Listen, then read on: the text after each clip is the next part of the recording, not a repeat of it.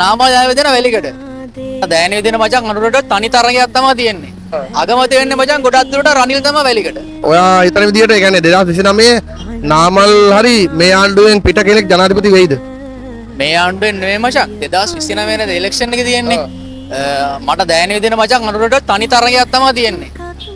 හරිද? ගොඩක් දුරට මචං නාමල් ජනාධිපතිද කියලා දාන්න කෙලින්ම. නාමල් ජනාධිපතින වැලිකඩ. හරිද? අගමැති වෙන්නේ මචං ගොඩක් දුරට රනිල් තමයි වැලිකඩ. ඊට පස්සේ ලිට්ටයි දිලිට්ටයි ගියා කේ සෙට් එකත් එක්ක. එනේදී යන්න දෙන්නේ නැහැ මචං. දෙන්න යුත් නැහැ.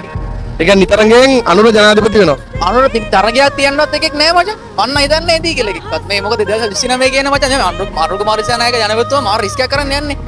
ඔය නාමවලට මචං වැඩක් නැහැ ළඟ තියෙනවා. තව ටික කාලයක් දඟන්න. ඒකයි වඩා අර කතාවක් කරන මචං මට මතක විදියට එරික් සර් කිව්වා දැල්ල පොඩ වැඩිපුර දිලෙන්න නිවෙන්න ළඟලා. පොඩ්ඩක් දිලුන දෙන්න.